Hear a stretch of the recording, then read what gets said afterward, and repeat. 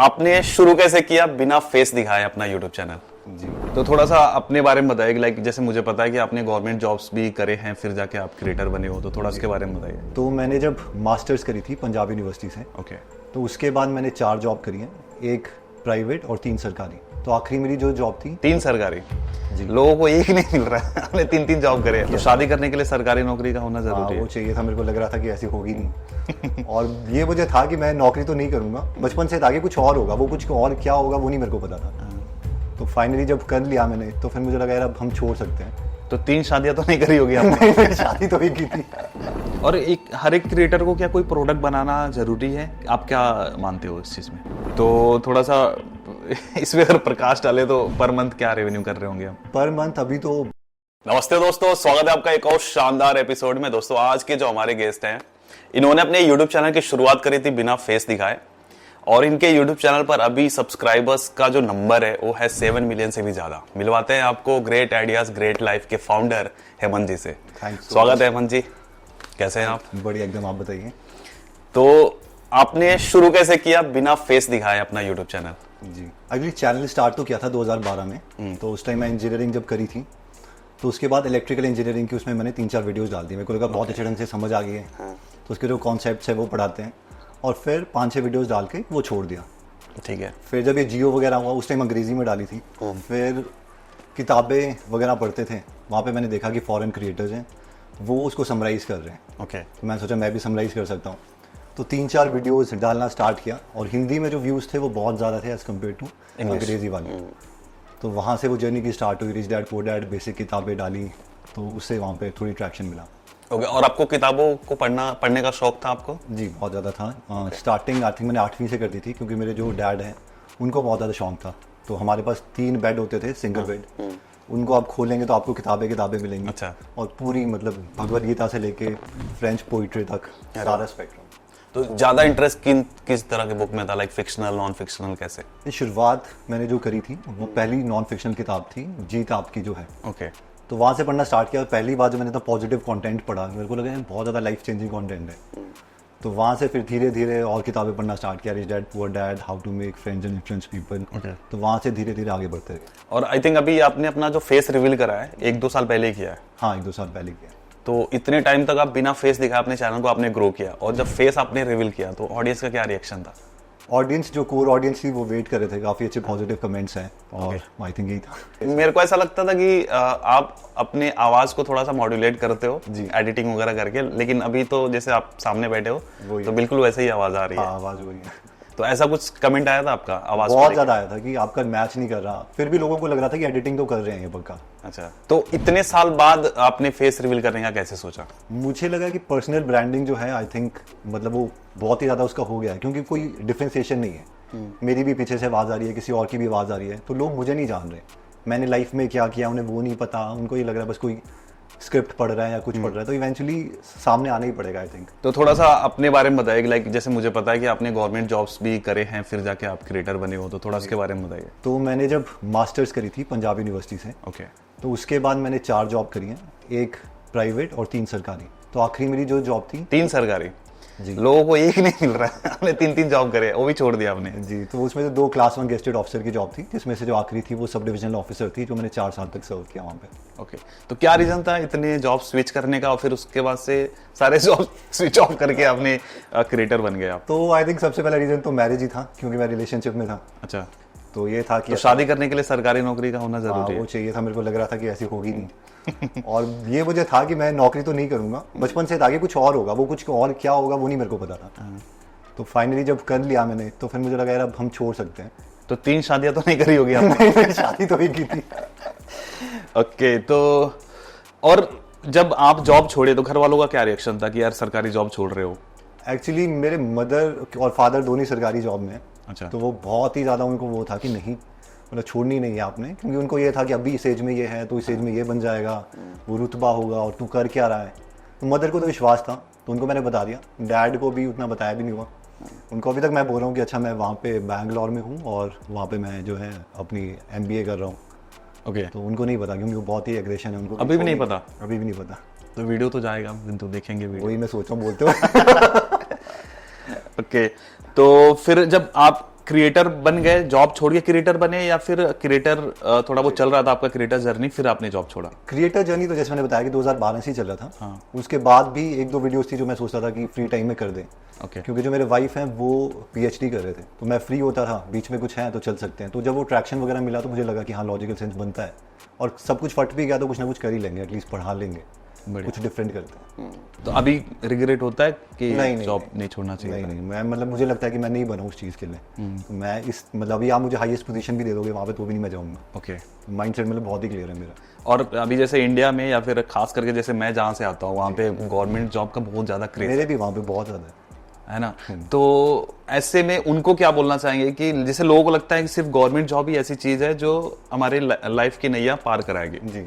और आपने भी यही सोचा था कि शादी नहीं होगी इसीलिए गवर्नमेंट जॉब करते हैं, तो क्या बोलेंगे इस पे? तो मुझे लगता है कि बहुत सारी अपॉर्चुनिटीज़ हैं, और सरकारी जॉब करके देश का भला भी नहीं होने वाला। आप बहुत सारे करोगे, क्योंकि एक सबसे ज़्यादा केपेबल बंदा सरकारी जॉब में आता है। आप बहुत ज़्यादा केपेबल होते हैं, पढ़ाई में अच्छे होते हैं, घंटों तक पढ़ते हैं तो एग्जाम क्लियर होता है, और वहाँ पे आते ही आपका जो डाउनफॉल है वो स्टार्ट हो जाता है, at least in terms of intellectual, की आपको कोई कंपटीशन नहीं है। सिस्टम वैसा है कि आप बहुत अच्छा काम करोगे तो भी आपको कुछ जल्दी प्रमोशन नहीं होगी, बहुत मतलब बच के भी रहोगे तो भी आपकी प्रमोशन जब होनी है तो होगी। तो इवेंचुअली पहली बात तो अगर देश के पर्सपेक्टिव से देखें तो आपको ऑब्वियसली मतलब ज़्यादा सरकारी जॉब का नहीं करनी चाहिए। दूसरा मतलब चलो आप उनके पर्सपेक्टिव से भी नहीं सोचे, अभी बहुत ज़्यादा अपॉर्चुनिटी है। अभी प्रॉब्लम मेरे को क्या आता है जो थिंकिंग मॉडल में, जो मैं बाकी सरकारी बंदों से बात करता हूँ, बोलते हैं अगर यूट्यूब की बात करें तो वो बोलते हैं ये यूट्यूब में हमेशा वीडियो डालती रहनी है क्या, मतलब ये लाइफ करनी है, तो वो उस तरीके से एंगल से देखते हैं। और मैं अगर सिर्फ फाइनेंशियल पर्सपेक्टिव से देखूं तो आपको उतना ज़्यादा पैसा नहीं चाहिए फ्री होने के लिए। एक अगर पैसा बन जाता है और आप उसको खर्च नहीं करते हैं तो आप उतना पैसा तो बना लेंगे पैसे के पर्सपेक्टिव से, प्लस आप बहुत सारी लाइफ जो है वो चेंज भी कर सकते हैं। जैसे हम आपका कंटेंट देख के बहुत से लोगों ने आई थिंक ब्लॉगिंग स्टार्ट करी है, वो बनाना स्टार्ट किया है, बहुत से कई लोग हैं, सबको सरकारी जॉब मिल भी नहीं सकती स्टैटिस्टिकली अगर आप देखो। तो वहाँ पर क्या है कि अगर 200 जॉब्स हैं तो 201 पोजीशन पर भी आप हो और आपका लास्ट चांस है तो नहीं होगा वो, और आपके और उसमें कोई फर्क नहीं। अगर दोबारा एग्जाम ले लिया जाए तो आप ऊपर आ सकते हो, तो वो इवेंचुअली हमें तो कुछ और करना ही पड़ेगा। करेक्ट। तो वो मेरे को नहीं लगता कि सरकारी में उतना चाम अब रहा भी है, पेंशन भी नहीं अब, और लाल बत्ती वैसी हट चुकी है। तो क्रेज उतना नहीं है हमारे पिछली जनरेशन के पर्सपेक्टिव से है, क्योंकि उन्होंने अपनी वो लाइफ देखी है, वो और देखा है कि एक अफसर के नीचे इतने लोग होते हैं, उनकी चलती है। अब वो नहीं रहा है एक्चुअल में। एक नॉर्मल जो अच्छा रैंक ऑफिसर है वो अपने जो उसी के ब्रांच में काम कर रहे हैं उसको अब वो दूसरे में भी नहीं शिफ्ट कर पाता। अच्छा, और मुझे एक और माइंडसेट लगता है कि जो सरकारी जॉब के लिए सोचते हैं कि उनको लगता है कि आराम है। हाँ ये तो है, 2 नंबर का पैसा आएगा वो टेबल के नीचे तो से। नहीं पता, लेकिन बहुत ऐसा भी कुछ लोग सोच के करने जाते हैं। हाँ ये बहुत से करते हैं, मतलब काफ़ी लोग हैं जो आईएएस की तैयारी भी कर रहे हैं, तो उनका पहले ही वो भी तैयारी कर रहे हैं और वो ये बोल रहे हैं कि मैं तो इसलिए कर रहा हूँ क्योंकि मेरा भाई बिजनेस में आएगा, मैं उसके कॉन्ट्रैक्ट पास करवाऊंगा और उससे वो पैसे कमाएगा। लेकिन आपका लगता है कि शादी करना ज़्यादा मेन रीज़न? मेरे लिए तो वही था। मेरे को भी लग रहा है कोई गवर्नमेंट जॉब क्रैक करना पड़ेगा, मगर आप अभी तो मुझे लग रहा है कोई प्रॉब्लम नहीं होगी आपको। जैसा कि आपने बताया कि आप बहुत टाइम पहले ही आपने शुरू किया था और आज अभी 2024 है, तो इतने टाइम में आपने देखा होगा कि चीज़ें बदली हैं जी, बहुत सारी चीज़ें बदली हैं, बहुत सारे नए नए क्रिएटर्स आए हैं, बहुत सारे ऐसे बंदे भी आए हैं जो उन्होंने 1-2 साल पहले शुरू किया और आज लाइक 10 मिलियन से भी ज़्यादा फॉलोअर्स सब्सक्राइबर्स हैं उनके। तो आपको क्या लगता है पहले ज़्यादा मुश्किल था चीज़ों को ग्रो कर पाना यूट्यूब में, या फिर अभी ज़्यादा मुश्किल है? तो पहले आई थिंक था वो काफ़ी आसान था, क्योंकि उस टाइम डिमांड ही बहुत ज़्यादा थी, नए बहुत से, जब क्योंकि इंटरनेट सबके पास किया, तो गांव से जो लोग थे उनको लगता था इंटरनेट कोई मतलब बहुत ही लोग के ऊपर नहीं था, उनको लगता है इंटरनेट से कोई अलग इन्फॉर्मेशन आ रही है, वो सच ही होगी। अब लोग जान रहे हैं कि अच्छा इंटरनेट में हमारे जैसे लोग बैठे हैं और उसकी खुद की अथॉरिटी क्या है, उसने खुद क्या किया हुआ है। तो अब आई थिंक बहुत डिफिकल्ट है पहले के कंपैरेटिव, और वो होता ही रहेगा, क्योंकि ये एक जीरो सम गेम है कि टाइम तो लोगों के पास उतना ही है। अगर लेट्स से कि 4 घंटे भी कोई गुजार रहा है पर डे, तो नंबर ऑफ आवर्स पूरी पॉपुलेशन की वो तो कांस्टेंट ही है और वो ही डिवाइड होंगे। तो ये वैसा विन विन वाली गेम नहीं है, ये तो जीरो सम गेम ही है। अटेंशन जो है, और वो हमेशा मुश्किल रहती है। अटेंशन आपको हमेशा, आप चाहते हो ऑडियंस की अटेंशन आप ही के ऊपर है, जो कि मुश्किल रहेगा क्योंकि कोई ना कोई नया शो में ना आ जाएगा। या फिर ये भी तो एक ये भी पर्सपेक्टिव हो सकता है, पता नहीं, जैसे मैं ऐसे सोचता हूँ कि लोग आज के डेट में देख सकते हैं, जो भी क्रिएटर बनना चाहते हैं आज के डेट में ये देख सकता है कि क्या कंटेंट चल रहा है, क्या नहीं चल रहा है, क्या चला है पहले जी, और फिर कहाँ तक उसका पीक था, कहाँ डाउन हुआ है, उसके पास डेटा है। मेरे कहने का मतलब कि वो आसानी से एनालाइज कर सकता है कि भाई मैं क्या बनाऊं जी। तो जब हम लोगों ने शुरू किया था तो हमारे पास कोई ऐसा एग्जांपल नहीं था कि भाई इसने ये ऐसा किया तो फिर जाके ग्रो हो गया। अग्रीड। हमें एक्सप्लोर ही करना था, एक्सपेरिमेंट ही करना था। मैंने अपनी जर्नी में ये चीज नोटिस करी है मैंने, और आज के डेट में थोड़ा सा इजी है कि डेटा है। हाँ, उस पर्सपेक्टिव से आप देखो कोई अच्छा क्रिएटर है तो उसके पास पूरा डेटा है, वो जान सकता है। अब तो मिस्टर बीस्ट का वो टूल भी आ गया है, उसमें आउटलायर्स वो बता देता है कि अगर किसी के एक चैनल में 1 लाख 1 लाख 1 लाख और 1 मिलियन आ गए तो वो 1 मिलियन वाले को अलग से वो कर लेगा और वो उसी टॉपिक पे बनाएगा। तो कोई अच्छा क्रिएटर था, लेट्स से वो स्टेज में पहले मतलब वो जो भी है कुछ स्टेज आर्टिस्ट था या कुछ था जो आर्ट को समझता है, तो उस आर्ट को जब उसके साथ ब्लेंड करेगा तो वो तो उसके लिए तो सक्सेस है। इवन क्रिएटर को इनेबल करने के लिए बहुत सारे टूल्स, बहुत सारे इक्विपमेंट्स भी इजी अवेलेबल हैं। जैसे हमारे टाइम पे माइक भी मुश्किल से समझ नहीं आता था कौन सा माइक लेना है। अभी तो इतने सारे माइक्स अवेलेबल हैं, कैमरास इतने कम प्राइस में अच्छे अच्छे आ गए हैं, लाइट्स इजीली मिल जाती है। हम लोग जुगाड़ से लाइट्स लगा लगा के काम चलाते थे क्योंकि पता ही नहीं तो होता था मार्केट में क्या बोले उसको कि वो लाइट मिलेगी। मुझे याद है कि अब जब हमें लगता था जब वो प्रोफेशनल लाइट सेटअप लगाएंगे बहुत ज्यादा कॉस्टली होगा, ऐसा फील आता था। तो हम अभी से क्यों लगाएं? और आज के डेट में 3-4 हजार रुपए में रिंग लाइट मिल जाती है और अपना मोबाइल फोन से ही शुरू कर सकते हैं, मोबाइल फोन से कर सकते हैं। बट आज के डेट में सारी चीजें अवेलेबल है। इवन बेस्ट सेटअप क्या हो सकता है, अगर आपके पास पैसे आप चाहते हो बेस्ट क्वालिटी का सेटअप, तो एक यूट्यूब करोगे आपको सारी चीजें पता चल जाएंगी। तब हमारे टाइम पे सारी चीजें मुझे ऐसा लगता था कि खुद हम लोगों ने फिगर आउट करना पड़ता था। हमने करिए वो तो इस पर्सपेक्टिव से देखें तो आज के डेट में इजी है। अगर कोई एग्रेशन है, किसी को ऑब्सेशन है, तो उसको हर इंफॉर्मेशन मुफ्त में यूट्यूब में अवेलेबल है। उसको हर चीज मिलेगी, प्योरेस्ट फॉर्म ऑफ इंफॉर्मेशन, सब कुछ वहीं पे ही है। और वो सिर्फ अपना समय दे फिर तो वो आगे चली जाएगा।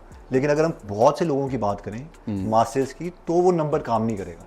और आपने लाइक मुझे पता है कि 2016-17 में आपने अपना एक ऐप भी लॉन्च किया था।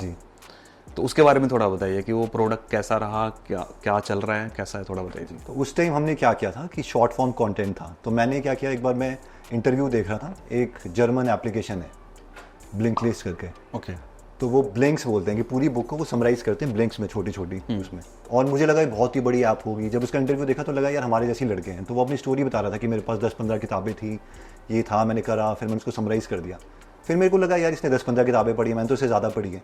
प्लस वो जर्मन था, तो वो जर्मन है, हम इंडियन है, वो भी अंग्रेजी में बना रहे हैं और हम भी बना सकते हैं। तो मुझे ऐसे नहीं लगा कि कोई मेरे से ज़्यादा एक्स्ट्रॉर्डनरी है। तो फिर मेरे फ्रेंड्स थे वहाँ पे कंप्यूटर साइंस के, उनसे मैंने बात करी कि एप्लीकेशन बनानी है। तो हमने वहाँ से बनाना स्टार्ट कर दिया। तो उस टाइम 30-35 मिनट की जो एक समरी है उसको हम डिटेल में बनाते थे कि कोई सुनेगा, क्योंकि मुझे था कि कभी ना कभी ऑडिबल टाइप कौन जो चीज़ है, प्रोडक्ट यहाँ पे इंडिया में आएगा ही आएगा। तो उस टाइम शायद ये बड़ा भी हो सकता है और बहुत वैल्यू मिलेगी, क्योंकि मुझे बहुत ज़्यादा वैल्यू मिली है। तो वहाँ पे हमने गीगल ऐप स्टार्ट करी। अभी हम तीनों प्लेटफॉर्म में, एंड्रॉयड में, iOS में, वेब ऐप में, तीनों एप्लीकेशन है। 2000 से ज़्यादा बुक समरीज है, 5 लैंग्वेजेस हैं। तो आपको एक ऐसे फील आया कि इंडिया में लोग इस चीज़ के लिए पे करेंगे जब वो यूट्यूब पे फ्री में सुन रहे हैं? स्टार्टिंग में ये इंटेंट नहीं था। स्टार्टिंग में तो ऐसा था कि हमने इसको 2 साल तक फ्री रखी है। अच्छा। और हर संडे हम एक फ्री बुक समरी ऐड करते हैं शुरू से लेके, वो अभी तक चला आ रहा है। इसलिए 200 ज़्यादा जो बुक समरीज है वो ज़्यादा हो गई है।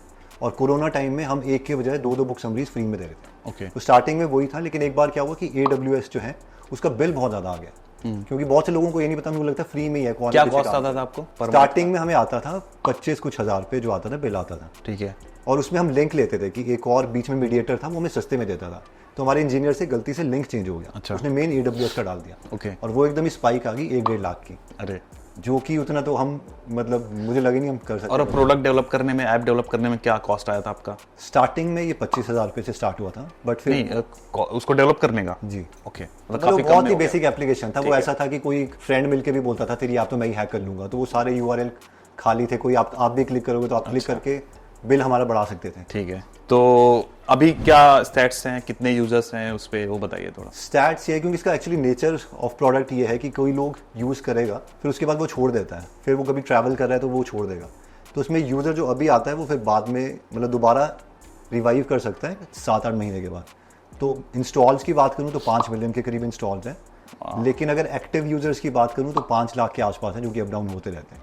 वही यूज़र बाद में आ जाएंगे, फिर वो जाएंगे आएंगे, तो वो वैसा रहता है। तो ये पेड सब्सक्रिप्शन के अलावा और कैसे मोनेटाइज किया आपने इसको? इसमें अभी हम कोर्सेज लेके आए हैं। तो कोर्सेज जैसे कि एक इन्वेस्टिंग के ऊपर कोर्सेज हैं। तो एक शुभम फुल टाइम इन्वेस्टर है, उनके साथ फ्रेंड ही है, उनके साथ मिलके हमने कोर्स बनाया। ठीक है। यूट्यूब के ऊपर कोर्स है, और ऐसा था कि जैसे यूडमी की तरह बहुत ही कम प्राइस में। और फिर 3-4 और कोर्सेज है। एक इंटरव्यू के ऊपर है, तो वाइस चांसलर थे एक यूनिवर्सिटी के, उन्होंने इंटरव्यू के ऊपर बनाया। फिर एक माइक्रोसॉफ्ट एज्योर के ऊपर है, वो एक कोर्स है।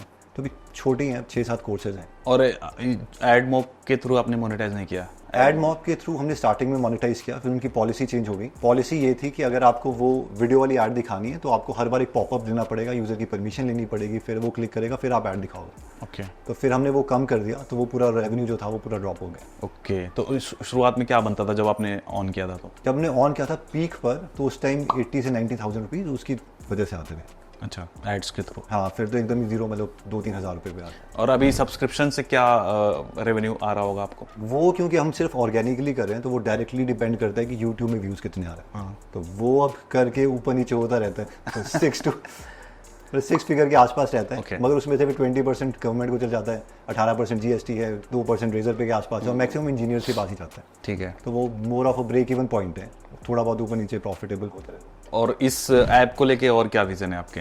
विजन तो ये है कि इस पे हम लाइक फुल लेंथ बुक लाएं, लेकिन मुझे लगता है कि अभी हम में भी खुद एक कमी है कि हम जो टीम है उसको स्केल नहीं कर पा रहे, क्योंकि आप प्रोडक्ट बना सकते हो जो कि बहुत ही अच्छा, मुझे लगता है सबसे अभी बेस्ट यही है अगर आप सुनोगे बाकी प्लेटफॉर्म की समरीज भी, लेकिन उसको बहुत ही स्केल में ले जाना, मार्केटिंग और वो टेक डेवलप करना, क्योंकि उसमें अलग से बहुत सी चीज़ें अनलॉक हो जाती हैं। प्रोडक्ट मैनेजमेंट है कि आप हर एक स्टेप क्या होगा, रिकमेंडेशन इंजन है, आर्किटेक्चर है उसका, AWS का, तो बहुत सारे पैरामीटर्स आ जाते हैं जो मुझे लगता है कि अभी हमारे पास एक्सपीरियंस नहीं है, तो हम बहुत ही स्लो चल रहे हैं। इन शॉर्ट विजन ये है कि इसको बड़ा करना है। ठीक है। और बस अब देखते हैं Audible and Udemy type. Okay, और आपको लगता है कि इंडिया में लोग पे करके ऐसे कंटेंट को सुनेंगे? एक क्लास जो है वो सुनती है। अगर हमारे अभी पेड यूजर्स की बात करूँ तो सबसे ज़्यादा बैंगलोर से है, दिल्ली से, मुंबई से, तो ये वाले जो लोग हैं वो सुनते हैं, जिनको समरी चाहिए, जल्दी चाहिए। लेकिन कई हैं, जैसे हम भी स्टूडेंट थे तो हम शायद उतना नहीं करते थे, तो वो जो है वो नहीं सुनते, क्योंकि वन, एक तो हमारे पास पैसे नहीं है, सेकंड उनको लगता है मैं फ्री में सुन सकता हूँ। तो हमारे यहाँ पे इंडिया में आई थिंक ज़्यादा लोग ये करते हैं कि बड़ी बुक चाहिए, मोटी चाहिए।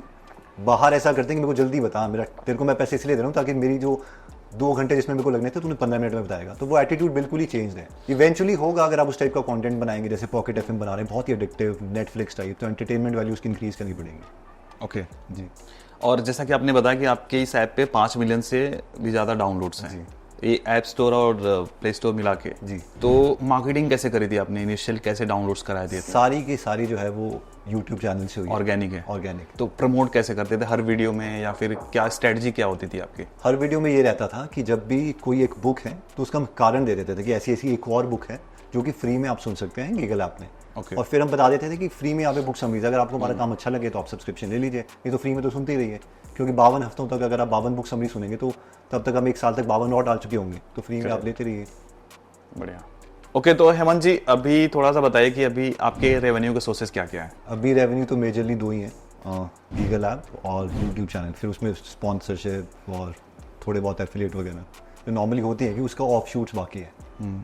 अफिलिएट मतलब किस चीज़ का अफिलिएट करते हैं? अरे नॉर्मल नीचे लिंक है कैमरा का, ये अच्छा। मगर उसमें बहुत ही कम है, लेकिन तो थोड़ा सा इसमें अगर प्रकाश डाले तो पर मंथ क्या रेवेन्यू कर रहे होंगे हम? पर मंथ अभी तो बहुत, मतलब ऐसे 5 to 10 लाख के बीच में। ओके, ऐप और यूट्यूब दोनों का मिला के? ऐप का तो इज लाइक ऑलमोस्ट रेवेन्यू हो सकता है उनका वेरी करता है, वो 10-12 लाख के आसपास, लेकिन वो फिर सारा उधर ही चल जाता है, that is like zero. Profitability के टर्म्स में इट इज जीरो, बाकी रेवेन्यू तो ये है। ओके। और जब आप बिना फेस दिखाए चीज़ें करते थे और अभी फेस दिखाए कर रहे हो, तो इससे आपके स्पॉन्सरशिप पे चार्जेस में कुछ डिफरेंस आया? तो पहले एक टाइम आया था आई थिंक कि जो अभी बहुत ही ज़्यादा वहाँ पे इन्वेस्टर्स का पैसा इंडिया में आ रहा था, जिसकी वजह से आप कुछ भी मांग रहे थे तो वो मिल रहा था। तो उस टाइम काफ़ी ज़्यादा चार्जेस थे, वो आई थिंक सबके लिए था। तो हमने उस टाइम ये डिसीजन लिया कि या तो हम औरों की स्पॉन्सरशिप कर सकते हैं या अपना ब्रांड बिल्ड कर सकते हैं। तो एटलीस्ट उस टाइम मैंने जो डबल डाउन किया वो यूट्यूब के बजाय गूगल ऐप में करना चाहा। ओके। तो हमने काफ़ी ज़्यादा स्पॉन्सरशिप छोड़ दी, जिसकी वजह से जो रेवेन्यू है वो हमने उतना नहीं कर पाए जितना आप लोग कर पाए। बट अच्छा, आई थिंक अभी जो है वो चार्जेस कम है और धीरे धीरे वो स्पॉन्सरशिप ले रहे हैं, क्योंकि मैक्सिमम स्पॉन्सरशिप का ही पैसा है। तो वन येस वो फ़र्क तो पड़ा है, और वो इस वजह से नहीं पड़ा आई थिंक कि फेस या उसकी वजह से। तो आपका फेवरेट वे क्या है मोनेटाइज करने का? सबसे सही तरीका जहाँ से पैसे बन रहे हैं source? अभी रिसेंटली तो मुझे लग रहा है कि आई थिंक स्पॉन्सरशिप से ज़्यादा पोटेंशियल है एज कम्पेयर टू। और हर एक क्रिएटर को क्या कोई प्रोडक्ट बनाना जरूरी है? आप क्या मानते हो इस चीज़ में? नहीं, आई थिंक ज़रूरी तो नहीं है, बट अगर वो बना लेते हैं जो उनके पास स्किल सेट है तो एक ही बार करके वो रेकरिंग पेशेंट। तो ऐसा नहीं लगता कई बार कि जैसे जब हम क्रिएटर होते हैं तो हमारा पूरा फोकस कंटेंट पे होता है और चैनल को ग्रो करने में होता है, बट जब हम प्रोडक्ट बनाते हैं तो प्रोडक्ट में भी हमारी एनर्जी जाती है, हमारा फोकस जाता है, एंड फिर प्रोडक्ट उस हिसाब से परफॉर्म अगर नहीं करता है तो उसका इम्पैक्ट चैनल पे भी देखने को मिलता है, क्योंकि आपका फोकस थोड़ा सा हिल सा जाता है। तो क्या इसमें क्या आप बोले? 100% मेरे ख्याल से एग्जैक्टली ऐसे ही है कि हम अटेंशन जो है वो मुझे लगता है कि अब जो कंटेंट है उसी पे डबल डाउन हम करते रहें और साथ में कोलैबोरेट करें जो दूसरा स्किल सेट है, क्योंकि हम लोगों के पास डिस्ट्रीब्यूशन है, दूसरों के पास कोई और स्किल सेट हो सकता है। तो जैसे रिसेंटली जो मेरे फ्रेंड है शुभम, उनके साथ हम कोलैबोरेशन कर रहे हैं, तो हम मिलके एक चैनल खोल रहे हैं नया, फाइनेंशियली फ्री, और उसमें वो अपने इन्वेस्टर हैं, full time investor, 20 crore portfolio. Okay. तो क्योंकि मुझे वो स्किल सेट आता है डिस्ट्रीब्यूशन का, उनका वो स्किल सेट है जिसमें वो इन्वेस्टमेंट में बहुत अच्छे हैं। तो उनका ये है कि अगर वो यूट्यूब में आते हैं तो उनकी इन्वेस्टमेंट कम हो जाती है, मेरा ये है कि मैं इन्वेस्टमेंट में आता हूँ तो मेरा बाकी चीज़ें कम हो जाती है। तो हमने सोचा कि कोलैब करके हम वो ज़्यादा बड़ा उसको पोटेंशियल बना सकते हैं। तो आई थिंक ये सबसे बेस्ट रहेगा कि हम कोलैबोरेशन करें और फिर उससे आगे बढ़ें, क्योंकि हम लोगों की जो स्किल है उससे मत डिविएट हुई है। मुझे ऐसा लगता है कि जहां से आपका मेजर चीज बना है उस पे आपका फोकस होना ही चाहिए, उसके बाद आप बाकी चीजों पे ध्यान दो। हाँ, क्योंकि अब हमारी एज इतनी हो गई कि अगर हमें बहुत ज़्यादा वेल्थ चाहिए, अगर फाइनेंशियल टर्म्स में बात करें, तो हमें उसी चीज़ में डबल डाउन करना पड़ेगा, उसी को और ज़्यादा रिफाइन करते रहो, इतना अच्छा कंटेंट बना दो कि नेटफ्लिक्स टाइप ही हो जाए। अच्छा, कई बार ऐसा भी आता है, जैसे बहुत सारे क्रिएटर्स ने अभी पिछले 2-3 सालों में अपने अपने प्रोडक्ट्स उन्होंने बनाए जी। कई लोगों ने मर्चेंडाइज बनाया, किसी ने परफ्यूम बनाया, और इनिशियली जब लॉन्च करते हैं तो एक बूस्ट रहता है और ऑडियंस भी थोड़ी सी एक्साइटेड रहती है प्रोडक्ट को लेके, तो फर्स्ट टाइम तो बाय कर लेती है। हाँ। और फिर ये लोग खुश हो जाते हैं कि हमने फर्स्ट टाइम ही लॉन्च करके इतने हमारे सेल्स हो गए, रेवेन्यू हमारा इतना हो गया।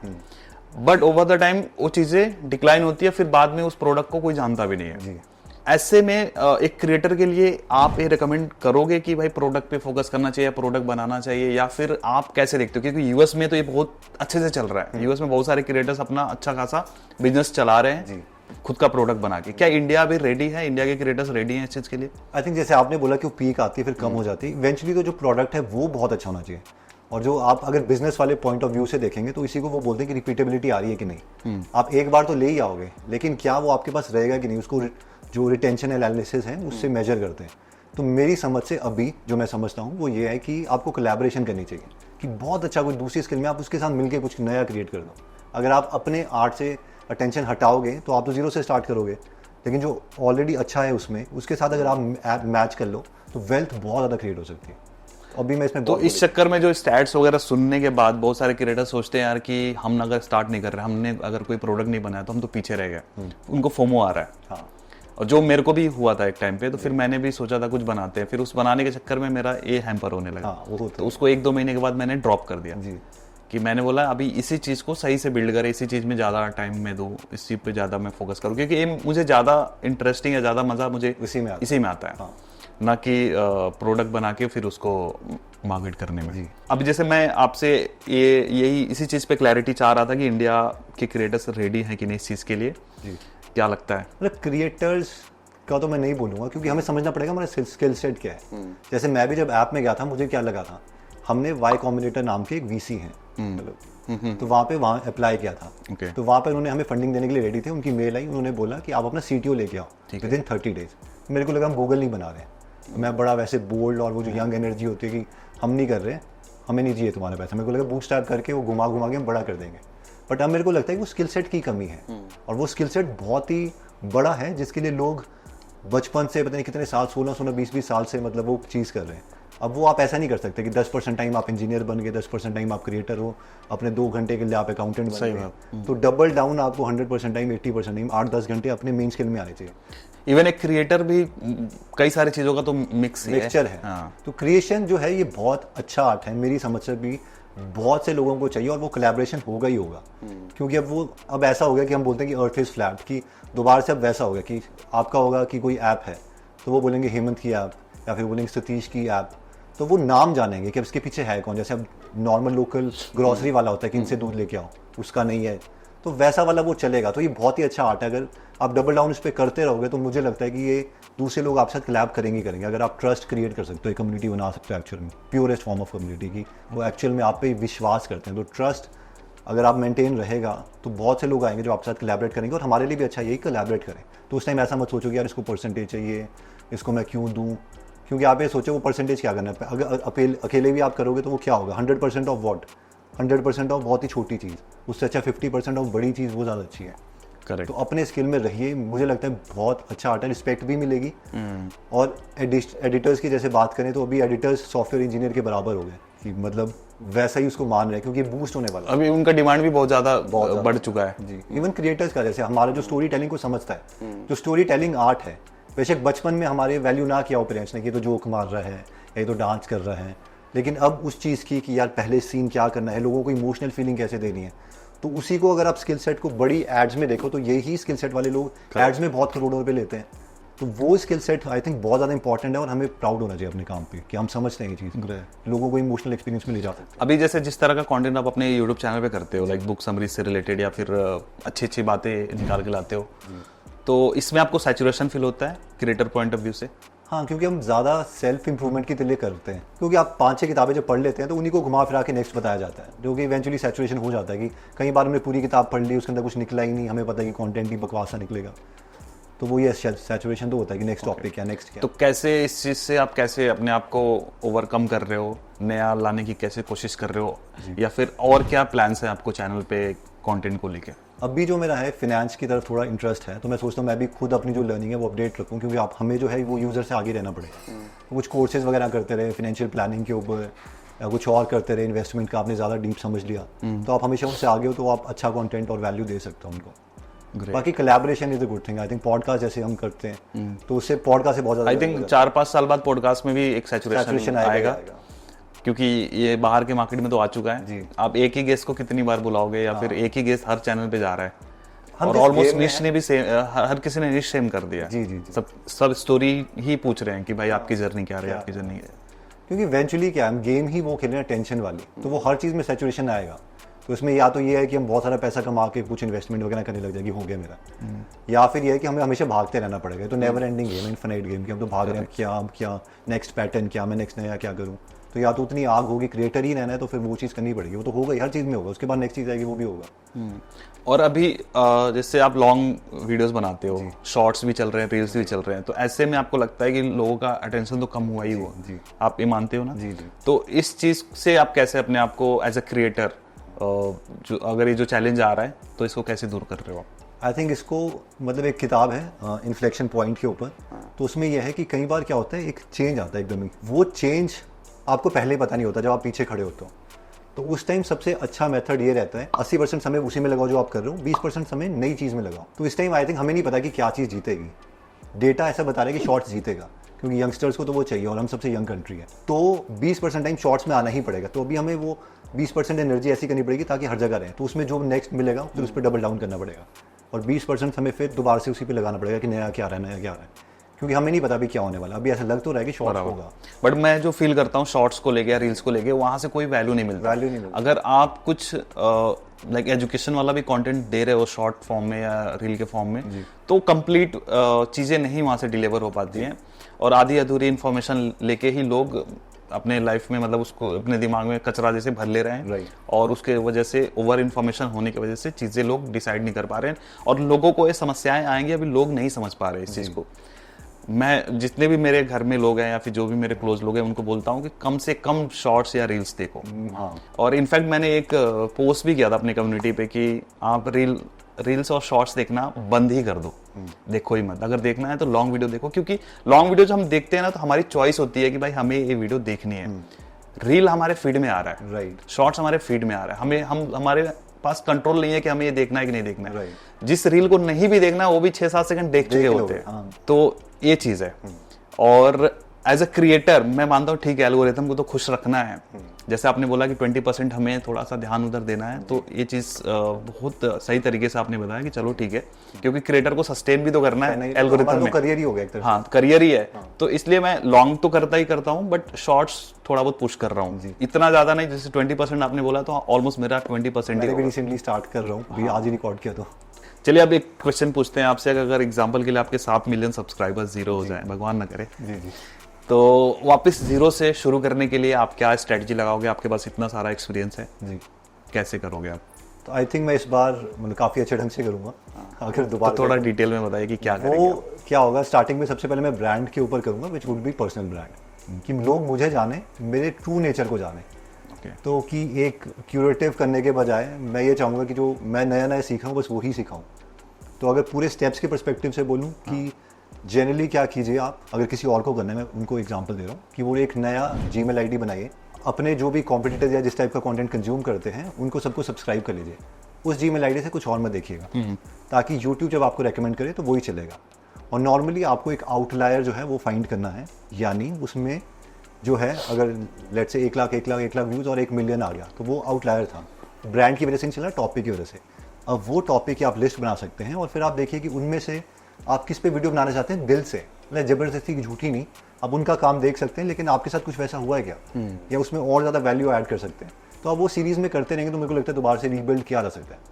क्योंकि अगर जीरो हो जाएगा फिर तो हमारा पूरा फोकस वहाँ पे चला जाएगा, और 100% अटेंशन के साथ आई थिंक बहुत ज़्यादा बेटर कर सकते हैं। और कोई भी क्रिएटर कर सकते हैं, मुझे जो हमारे समय में जिसने भी स्टार्ट किया था वो जीरो हो जाएंगे, मुझे पता है कि वो दोबारा वापस आ जाएंगे, क्योंकि वो डबल डाउन करेंगे, टेंशन 100%, लेजर फोकस एक ही चीज़ पे होगा। ओके, और एक चीज जैसे कि आपने बोला कि निश स्टार्टिंग बोला, तो वो कैसे डिसाइड करेंगे हमें इस पे बनाना है? जनरली ये होता है कि आप जो ऑलरेडी कंज्यूम कर रहे हैं वही आपकी नीश है। कि मैं अगर जनरली देखता हूँ, मैं फिनेंस का देखूंगा या कोई वैसे पॉडकास्ट देखूंगा, तो वही है जो मैं कंज्यूम करता हूँ, मैं वही बना सकता हूँ। तो नीश आपकी ही पसंद में है, अपनी हिस्ट्री में जाके देखो क्या है उसमें से कुछ ऐसा। और कॉमेडी भी देख रहे हो तो क्या पता आप कॉमेडी कर सकते हो, तो वो ऊपर की 5-6 चीज़ें देख लो कि इसमें से क्या रिप्रोड्यूस कर सकते हो आप। ग्रेट, बढ़िया है, इस बात पर लाइक हो जाएगा इस। ओके, इन्वेस्टिंग के बारे में आपने कई बार नाम लिया, इन्वेस्टिंग वर्ड, तो आप इन्वेस्टिंग करते हैं? जी थोड़ी बहुत। किन किन एसेट्स में करते हैं, थोड़ा बताइए। अभी तो इंडेक्स फंड्स वगैरह ही हैं, बीच में अगर दूसरी तरफ जाता हूँ जैसे मैंने कहा अटेंशन वो हो जाती है, तो नॉर्मल इंडेक्स फंड्स में ही है, 3-4 हैं, वो सिप्स वगैरह खोली हुई है, बस वो ऑटोमेटिकली करते रहते हैं। मैक्सिमम टाइम इसमें जाता है। बीच में फ्रेंड्स वगैरह बताते हैं कि इस कंपनी में कुछ हो रहा है, तो कई बार उसमें इन्वेस्ट कर दिया फिर निकाल दिया। तो वो जो फ्रेंड बताते हैं वो लोग लाइक वो बढ़िया है इन्वेस्टिंग में या फिर? अच्छा, ओके। तो एक तो शुभम ही है जिनके साथ चैनल मैं खोल रहा हूँ, तो वो फुल टाइम ही है, एक्स अमेजॉन है, वो अमेजॉन में थे, उनकी वाइफ गूगल में है, तो वो दोनों वहाँ से पहले दोनों अमेजॉन में थे, वो छोड़ के बैंगलोर आ गए, तो वो फुल टाइम इन्वेस्टर बन गए, वाइफ अभी गूगल में। तो आप खुद से नहीं रिसर्च वगैरह करते? मैं करता था पहले, बीच में मैंने करा, तो वही जैसे मैंने कहा कि अटेंशन आपकी वो डाइवर्ट हो जाती है, और मैं इन्वेस्टर टाइप आदमी नहीं हूँ, मतलब पर्सनैलिटी मेरे को पसंद है। मैं चाहता हूँ अगर कंटेंट में वैसा बनाने लग जाऊँ कि वो सारे वेक्टर्स अलाइन हो जाए, कि मैं पढ़ भी वही रहा हूँ, वही सिखा रहा हूँ, तो वो ज़्यादा बेटर रहेगा। बट एज ऑफ नाउ तो मैं बोल रहा हूँ कि अच्छा उन्होंने बहुत ज़्यादा समय दिया है, कोलैबोरेट करके ज़्यादा फायदा होगा, मैं भी सीख जाऊँगा, इन्वेस्टिंग में भी अलाइन हो जाएगा। तो एग्जाम्पल के लिए आपका 100 रुपये का इनकम है जी, उसको कैसे डिस्ट्रीब्यूट करते हैं? अभी तो मतलब एक फिक्स्ड है जो सिप्स हैं, तो अब परसेंटेज की टर्म्स में तो नहीं कह सकते क्योंकि हमारा फिक्स ही नहीं रहता, लेकिन एब्सोल्यूट अमाउंट मैं बोलूँ तो आई थिंक 1 लाख रुपए के आसपास जो सिप्स मैं कोशिश करता हूँ कि हर महीने जो है वो कर जाए। SIP 1 लाख रुपए हर महीने? जी, ओके। मतलब मेरा और मेरे वाइफ का ऐड करके। कितने साल से कर रहे हैं आप? हुआ तो कोरोना के टाइम ही स्टार्ट था। अच्छा, तो इन्वेस्ट करने का कैसे आया था कि यार इन्वेस्ट करना चाहिए? इन्वेस्टिंग एक्चुअली बड़ा इंटरेस्टिंग है कि सबसे पहले एक स्पॉन्सर आए थे, और वो आए थे कोरोना के आसपास, उन्होंने बोला वीडियो बनाओ। सारे फिनटेक उसी समय आए थे? हाँ, उस टाइम फिनटेक उसी टाइम आए थे सारे के सारे। तो मुझे था कि मैं जब बनाऊंगा तो मुझे एग्जैक्टली पता होना चाहिए, तो उस एक वीडियो को बनाने के चक्कर में मैंने कोई 16-18 घंटे का जो कोर्स था वो खरीदा, पूरा समझा, और फिर मैंने खुद भी इन्वेस्ट किया। मुझे लगा रही यही तो वही मूवमेंट आ गई, क्योंकि कोरोना के टाइम वो पीक आया था, तो वहाँ पे इन्वेस्ट करना स्टार्ट किया, उनको समझाना स्टार्ट किया। तो मेरी एजुकेशन स्टार्ट ही तभी जब मैंने औरों को एजुकेट करना स्टार्ट किया। करेक्ट। बुक्स पे आते हैं, आप अपने टाइम से बुक्स वगैरह पढ़ते हो, आपने बताया कि क्लास 8 से ही आपको बुक्स पढ़ने का शौक है, तो कोई अगर 3 बुक्स बोलना चाहो जो पर्सनल ग्रोथ के लिए या लाइक पैसों की समझ के लिए, किसी भी चीज़ से रिलेटेड हो सकता है, कोई 3 बुक आप बताएं। मतलब मैं एक किताब है जिसको मैं ऑलमोस्ट हर साल पढ़ता हूँ और बार बार घूम के उसी में आ जाता हूँ, वो वन थिंग है। वो जो कि यही है कि आपको डबल डाउन एक ही चीज़ में करना पड़ेगा, तो मैं बार बार इस थ्योरी से हट जाता हूँ, और फिर मेरे को लगता है कि कुछ फट रहा है, फिर मैं इसी में दोबारा से पढ़ता हूँ कि भाई दोबारा सीख। आई थिंक वन थिंग एक मैं पक्का रेकमेंड। तो इसमें से जो बेस्ट लर्निंग वो है कि एक चीज़ पे फोकस करो। उसमें एक बहुत ही पावरफुल क्वेश्चन है कि वो सवाल है, उसी सवाल को तोड़ा हुआ है पूरी किताब में, कि what is that one thing I will do such that by doing that बाकी जो सारी चीज़ें वो या तो इरेलीवेंट हो जाएंगी या डिपेंड ही नहीं करेंगी। तो अगर आपने अपनी टू डू लिस्ट बना ली है तो उसमें आप देखो सबसे ज़्यादा आपको फायदा किसमें बनेगा, वो सारी चीज़ें काट दो। तो 80-20 प्रिंसिपल होता है, वो बोलता है 80-20 पे 80-20 पे 80-20 लगा दो। आप करते करते एक चीज़ पे आ जाओ कि आपकी लाइफ में बहुत ही ज़्यादा होगी। जैसे कि आपके या हमारे केस में कि अगर हम क्रिएशन अपनी बहुत अच्छी कर दें, बाकी हर चीज़ में हेल्प ले लें, सफाई के लिए किसी की हेल्प ले लें, बाकी चीज़ में कर दें, तो वो हमारे को इतना क्रिएट कर देगी कि ये सारी चीज़ें इरेलीवेंट रहेगी। तो वो आप बार बार इस पावरफुल क्वेश्चन से उसको फिल्टर कर सकते हो इन्फॉर्मेशन को, क्योंकि आज तक अपॉर्चुनिटी ज़्यादा है, तो उसको फिल्टर करने के लिए वो पावरफुल क्वेश्चन है। तो इतने सारे बुक्स आपने पढ़े, तो कभी बुक लिखने का भी सोचा है? मैंने सोचा है काफ़ी बार, कई बार मैं सोचता हूँ कि कुछ लाइफ में कर लूँ। तो किस बारे में होगी वो बुक?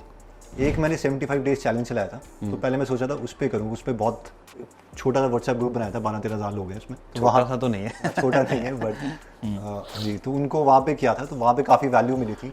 और बाकी लोगों का कंटेंट देखा, वो नॉर्मल बना रहे, तो might be that could be first book, या फिर मैं अलग से लिखूँ, मगर वो शौक है मेरा कि मैं लिखना चाहता हूँ अपनी लाइफ के ऊपर। ग्रेट, ऑल दी बेस्ट इसके लिए। Thank you so much. और मेरे को भेज दीजिएगा बुक, या फिर मैं ऑर्डर कर लूँगा। ओके, आपको ऐसा लगता है कि सक्सेस का कोई प्रिंसिपल है, कोई फंडामेंटल रूल है जो हर कोई अगर उसको फॉलो करेगा तो जरूर से जरूर सफल होगा? मुझे ऐसा लगता है कि पैटर्न तो है, और पैटर्न अगर मुझे बिल्कुल कोर है, आप बहुत नीचे चले जाओ, तो मैं ये बोलूँगा कि सबसे पहले तो वो है कि ऑब्सेशन जो है, अगर आप किसी चीज़ के लिए हो गए हो, मतलब अड़ी आ गई, तो वो सबसे बड़ी चीज़ है। अगर किसी के पास ऑब्सेशन आ गया, उसके पास कुछ भी नहीं है, तो वो दोबारा से उस चीज़ को रिक्रिएट कर सकता है, सबसे पहले। अब ऑब्सेशन हर किसी के पास नहीं आता। अगर ऑब्सेशन नहीं है तो फिर सेकंड चीज़ जो आप कर सकते हो वो है एनवायरनमेंट अपना चेंज कर दो। वो वन टाइम एफर्ट है, लेकिन रेकरिंग रिवॉर्ड है। अगर आप उन लोगों के बीच में आ ही जाओगे जो आपसे बहुत आगे हैं, लेट्स से कि 6 बहुत ही अच्छे एथलीट्स हैं और आप बहुत ही मोटे हो, वो शेक पी रहे हैं, आप छोले भटूरे खा रहे हो, बोलने हट जा, और वो वैसा चीज़ कर रहे हैं, तो वो आपको खींच लेंगे ऊपर। इसमें एनवायरनमेंट का फ़ायदा ये है कि आपने एक ही बार एफर्ट किया, लेकिन उन्होंने ही आपको ऊपर खींच लिया।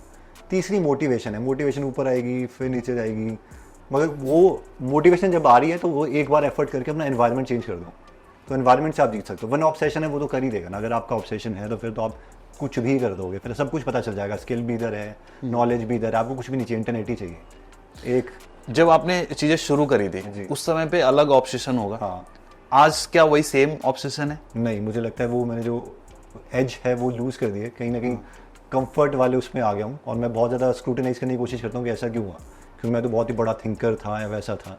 और आई थिंक इस टाइम पे जिसने भी उस टाइम पे लाइक कंटेंट बनाना शुरू किया था, और उनसे जब मेरी बात होती है तो ऑलमोस्ट सब एक ही फेज पे है, सेम फेज पे है, वो सब रिपीट हो रहा है। तो आपको लगता है इसका कोई स्केप है? वापस वो जुनून कैसे लेके आ सकते हैं? या तो हमारा डाउनफॉल होगा एक बार और फिर हम खड़े होंगे, या फिर इसके ऊपर मैंने काफ़ी किताबें पढ़ी हैं, तो इसमें एक फ्यूचरिस्टिक है कि 2 तरीके से लोग चलते हैं। एक है कि पीछे से आपको पुश मिलता है, जैसे कि हमारी हम्बल बैकग्राउंड थे, माइट भी हमारी गरीबी थी या कुछ भी था, सबके कुछ होंगे, मेरे डाउनफॉल सबकी स्टोरी है कुछ ना कुछ को, तो हमें वो था कि यार मेरे को ये नहीं बनना, ये नहीं बनना, पुश था। लेकिन जो बहुत बड़े लोग हैं ना, वो फ्यूचर में हमेशा बिल्ड करते हैं, मतलब दिमाग में उनके पास नहीं होता, उनका फ्यूचर होता है। तो फ्यूचर सेल्फ के ऊपर बहुत किताबें हैं, तो अगर आप उस चीज़ को कर सकते हो, या तो एनवायरनमेंट में आ जाओ, तो वही ऑब्सेशन है, या तो आप नीचे जाओगे फिर आप जाओगे, या फिर आप एनवायरनमेंट में अपने को हमेशा ऊपर करते रहो कि अपनी गेम हमेशा छोटी मानो, उससे आई थिंक तब हम दोबारा से वो आग ला सकते हैं। करेक्ट। इस चीज़ से एक और चीज़ मेरे को याद आ रहा है कि बचपन में लोग बोलते थे कि भाई तुम 8वीं के बाद, मतलब 8वीं पास कर लो, फिर उसके बाद बढ़िया मौज हो जाएगी, फिर 10वीं में जब आते बोलते 10वीं क्लियर कर लो फिर मौज आ जाएगी। फिर अब तो समझ में आता है कि मौज कभी नहीं आने वाली, मौज हर मोमेंट में है, अगर आप उस वक्त ले पा रहे हो तो अच्छी बात है, बाद में कोई ऐसा मोमेंट नहीं आ रहा कि आपको अलग से मौका मिलेगा कि भाई यहाँ पे मौज काट लो। तो इस चीज में भी यही है कि अगर हम वही सेम जुनून लाके, जैसे आपने बोला वो सराउंडिंग में अगर हम रहते हैं तो वैसा जुनून आ भी सकता है, अगर ऐसे माइंडसेट वाले लोग के साथ में है जो बहुत बड़ा कुछ बिल्ड करना चाहते हैं। बट फिर वो ऐसा नहीं रहेगा कि चैन नहीं मिल रहा है, हर बार कुछ ना कुछ बनाने के लिए ही हम भाग रहे हैं। ये एक्चुअली मेरे को हमेशा क्वेश्चन आता है, क्योंकि मेरे कॉन्टैक्ट में ऐसे लोग हैं जिसकी दोनों थ्योरी है। थियोरी 1 ये है कि यार पूरी जिंदगी यही थोड़ा करते रहना है। तो मेरा एक फ्रेंड है, मेजर है, अभी लेफ्टिनेंट कर्नल बनने वाला है, उसका यह है कि मैं तो गांव में रहूंगा, तेरे को मेरे साथ गांव में आना है। और मेरा बचपन का दोस्त है, उसका हमेशा ये रहता है कि यार यही थोड़ा करते रहना, बस तू एक बार कमा ले, देखो 10 साल मैं दे रहा हूँ या इतने साल दे रहा हूँ, तू आ जाओ वहाँ पे। दूसरे टाइप के लोग हैं जो कि फ्यूचर ही उनको खुशी देता है, जैसे कि अभी आशीष कश्यप सर है जो IND मनी के हैं, तो उनका मैंने पॉडकास्ट लिया, उनसे मैंने यही सवाल पूछा, तो बोलते यार मैं ड्राइवर हूँ, कि कोई एक आर्टिस्ट है उसको आर्ट करने में मजा आता है। तो इवेंचुअली हम लोगों को खुद क्लैरिटी नहीं है, हम बड़ा भी बनना चाहते हैं। इसको साइकोलॉजी में आई थिंक कुछ बोलते हैं कि आपके जब 2 कॉन्ट्रेरियन थॉट्स हैं वो एक साथ होते हैं, तो हम लोगों को वो है कंफ्यूजन, मुझे है कंफ्यूजन, मेरे को भी है, तभी मैं आपसे बात भी जा रहा है। और वो हमें खुद ही बैठ के करना पड़ेगा कि अकेले मी टाइम करके यार मेरे को लाइफ में चाहिए क्या। एक इनका पॉडकास्ट मैं देख रहा था नवल रविकांत का, उन्होंने बोला कि सबसे इंटेलिजेंट इंसान कौन है, उसने एक कोटेशन दी कि can you get what you want, ये सवाल, इसको 2 टुकड़ों में तोड़ा। गेट मतलब क्या आप पा सकते हो, लेकिन उससे भी ज़्यादा इंपॉर्टेंट है वॉन्ट, क्या आपको पहले पता भी था कि वो आपको चाहिए, ऐसे तो नहीं पूरी ज़िंदगी आपने गुजार ली और एंड में फिर आपको था ये तुमको चाहिए नहीं था, कि मैं तो मिस कर दिया। जैसे मेरे को कई बार ऐसा होता है कि मेरा बेबी है एक, तो उसका है कि मैं टाइम तो नहीं मिस कर रहा यार, मैं मतलब हमेशा वो डिल्यूजन रहती है कि मैं यहाँ पे जाता हूँ तो मुझे लगता है कि वो टाइम तो नहीं मिस हो रहा, जैसे अभी मैं यहाँ पे हूँ तो वो वहाँ पे है, तो वो वाला कई बार मेरे को ऐसा लगता है कि वो जो आप बोल रहे हो वही चीज़ है। तो हमें खुद करना पड़ेगा कि स्टॉप हम बटन चाहते हैं या नहीं चाहते। वो अकेले बैठ के हफ्ते डेढ़ हफ्ते तक और कई सालों लग जाते हैं, डिकेड्स लग जाते हैं सिर्फ इस चीज़ का आंसर देने के लिए कि मेरे को चाहिए था क्या। क्योंकि अभी तक हम जो गेम खेल रहे हैं वो अपने साथ वालों के गेम खेल रहे हैं, हमें प्रूव करना था, किसी ने हमें बोल दिया कि तू कुछ नहीं कर सकता, हमें आगे दिखा दिया ना तेरे को, अब दिखा तो दिया लेकिन अब इंटरनली अब क्या, अब हमें चाहिए क्या। तो हमें वो देखना पड़ेगा कि क्या चाहिए, फिर पीस बना के रखना पड़ेगा। अगर हम डिसाइड करते हैं कि हमें नहीं चाहिए और फिर हम अपने साथ वालों को आगे चलते हुए देख रहे हैं, देन आप छोड़ सकते हो, क्योंकि इवेंचुअली आपको देखना पड़ेगा फाइनल मरने वाले हैं। तो वो जो मॉर्टेलिटी है कि आप तब वो सबसे अच्छा आंसर दे देती है कि यार भाई वो टाइम लिमिटेड था, मेरे को नहीं चाहिए था, वो रहने दो। तो आपने रिटायर होने का सोचा है कभी? नहीं, वही मैं बोलूँगा retire financially at least. Financially independent तो है, पहले जो नंबर मुझे लगता था कि है, अब मुझे लगता है वो नंबर नहीं है सफिशिएंट।